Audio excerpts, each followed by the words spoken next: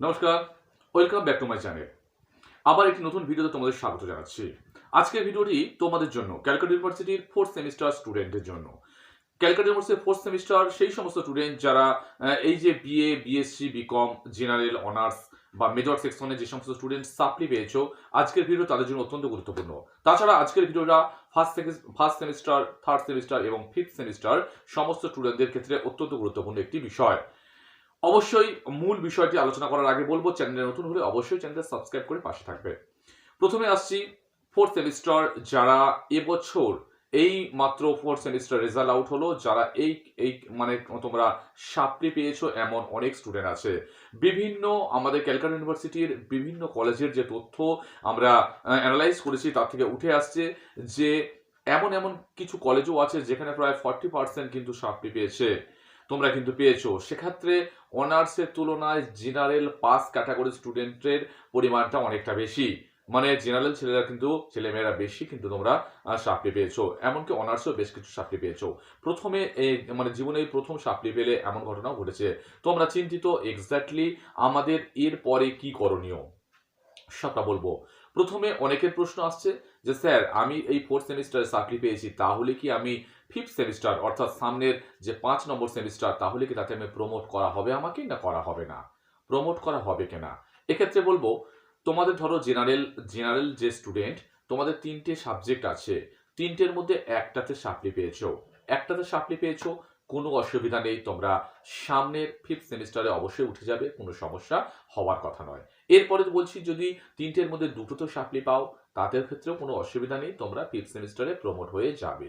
যদি 3টে সাবজেক্টের 3টেতেই তোমরা যদি সাপ্লি পেয়ে থাকো, তাহলে কিন্তু তোমাদের এক্স্যাক্টলি তোমাদের ইন্ডিকেট করা হবে যে তোমরা ফেল। তোমরা কিন্তু ওই 4th সেমিস্টারে তোমাদের থাকতে হবে, 5th সেমিস্টারে তোমরা উঠতে পারবে না। এরপরে আসছি রিভিউ। যে স্যার রিভিউ করতে হয় শুনেছি, কিভাবে রিভিউ করব? রিভিউ কিভাবে করবে? এক্স্যাক্টলি আগে যেটা পন্থা ছিল, রিভিউ করতে গেলে কলেজে যেতে হতো, কলেজে গিয়ে একটা নোটিশ করতে হতো, মানে লিখিত একটা আবেদন করতে তোমরা যে স্যার আমার এই সাবজেক্টের সাপ্লি আছে, এটা কিভাবে আমি ক্লিয়ার করব বা কিভাবে কি করা হবে, রিভিউ করব তার বিষয়টা। কিন্তু এখন যেটা সিস্টেমেটিক হয়েছে সেটা কিন্তু সমস্ত কিছু অনলাইন পরিষেবা। তোমাদের রিভিউ করার জন্য নোটিফিকেশন বেরোবে ক্যালকাটা ইউনিভার্সিটির তরফ থেকে। নোটিফিকেশন এলেই আমি ভিডিও আকারে তোমাদের জানিয়ে দেব। সেখানে এক্স্যাক্টলি রিভিউ করার প্রসেস অনলাইন মাধ্যমে করতে হবে।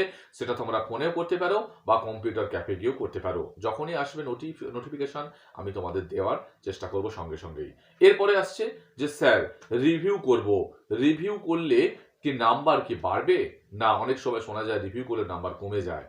এই ক্ষেত্রে প্রশ্নের উত্তর হচ্ছে রিভিউ করলে নাম্বার ন্যাচারালি বাড়ে।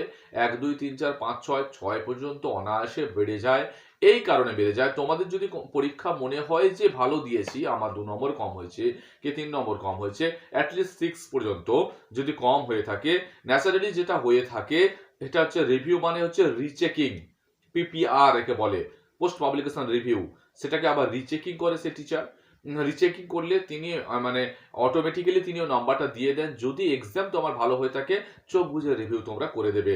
কেন নাম্বারটা দিয়ে দেয় সেক্ষেত্রে উত্তরটা হচ্ছে এরকম যে অনেক সময় স্টুডেন্টরা আরটিআই করে, রাইট টু ইনফরমেশন অ্যাক্ট, সেখানে কি হয় না রেজাল্টের একটা কপি স্টুডেন্টের কাছে পাঠানো হয়। যদি কোনো কারণে মিস্টেকলি নাম্বারটা দেওয়া হয়ে থাকে, না দেওয়া হয়নি, ভুল হয়েছে, মিস্টেক হয়েছে, সেখানে একটা প্রেস্টিজ ম্যাটার হয়। সো নাম্বারটা দিয়ে দেওয়ার চেষ্টা করে থাকেন। নাম্বার কমে যায় সেই মানে বিষয়টা সাধারণত অনেকটাই কম থাকে। তোমরা যদি কনফিডেন্স থাকো যে হ্যাঁ আমরা পরীক্ষা দিয়েছি, পাসটা করতে পারতাম, 2 3 নম্বরের জন্য কম হয়েছে, হয়ে যাবে, অবশ্যই রিভিউ করো, চোখ বুঝে রিভিউ করো, কোনো অসুবিধা নেই, রিভিউ নম্বর কিন্তু তোমরা পেয়ে যাবে। তবে তোমাদের প্রশ্ন আরেকটা হয়, রিভিউ এর রেজাল্ট কবে আসে? রিভিউ এর রেজাল্ট 1.5 থেকে 2 মাস সময় লাগে। কিন্তু 6 সেমিস্টার স্টুডেন্টরা কিন্তু রিভিউ করেছে, তাদের রেজাল্ট কিন্তু 2 মান্থ অলরেডি পাস হয়ে গেছে, কিন্তু এখনো রেজাল্ট আসেনি। অর্থাৎ রিভিউ এর ক্ষেত্রে বা আরটিআই এর ক্ষেত্রে সময় যে বাঁধা ধরা নিয়মের মধ্যে থাকে না, অনেক সময় ডিলে হয়ে সেটা কয়েকটা মাস গড়িয়ে যেতে পারে। যদি তোমাদের রিভিউ নম্বর না বেড়ে থাকে, না বাড়ে, কি করবে?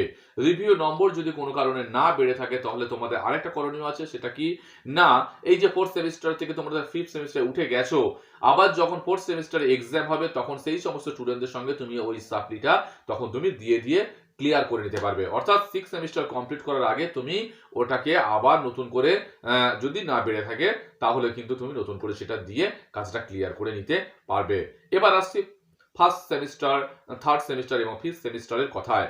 ফার্স্ট সেমিস্টার তোমাদের কিন্তু যে ফাইনাল এক্সামটা যেটা সেটা কিন্তু এই ডিসেম্বরের শেষের দিকেই সাধারণত কলকাতা ইউনিভার্সিটি স্টুডেন্টদের হয়ে থাকে, এবং থার্ড এবং ফিফথ তিনজনের বিষয়টা কিন্তু একই রকম। ফার্স্ট সেমিস্টার উল্লেখ করলাম এই কারণে তারা প্রথমবার পরীক্ষা দেবে। এক্স্যাক্টলি তোমাদের কিন্তু ইন্টারনাল যে এক্সাম, ইন্টারনাল এবং টিউটোরিয়াল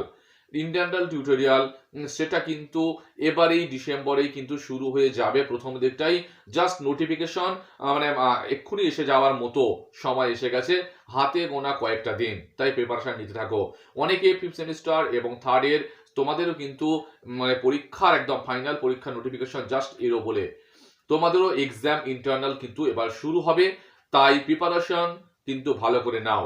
আর অনেকেই তোমরা ভাবো যে ক্যালকাটা ইউনিভার্সিটির নাম্বার ওঠে না, সেটা কিন্তু না, তোমাদের বন্ধুদের অনেকেই কিন্তু গাদা নাম্বার পায়, ওটা কোনো বিষয় না। প্রিপারেশনটা তোমাদের ঠিকঠাক মতো প্রিপেয়ার কিন্তু হতে হবে, কারণ অনেকেই কিন্তু সাপ্লি পেয়েছে, 6 সেমিস্টারও পেয়েছে, 4 সেমিস্টারও পেয়েছে, সেটা একটা বড় একটা চাপের বিষয়। সেই জন্য কিন্তু সিলেবাস শেষ করো, যেখানে তোমরা পড়ো টিউশন টিচারের কাছে তোমরা কিন্তু যথারীতি কাজটা করতে থাকো। পরীক্ষা কিন্তু একেবারে সামনে, এবং তোমাদের এই পরীক্ষার রেজাল্ট খুব বেশি দেরি হয় না, খুব 1 থেকে 1.5 মাস দেরি হবে, তারপর কিন্তু তোমরা রেজাল্ট পেয়ে যাবে।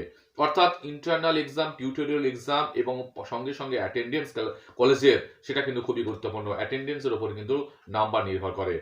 সমস্ত এই পরীক্ষা সংক্রান্ত যাবতীয় যা কিছু তোমাদের জানার প্রয়োজন হবে কমেন্ট করে জানাও, তোমাদের কিন্তু আমি তার উত্তর দেওয়ার চেষ্টা করব। সুস্থ থাকো, ভালো থাকো, দেখা হচ্ছে নেক্সট ভিডিওয়।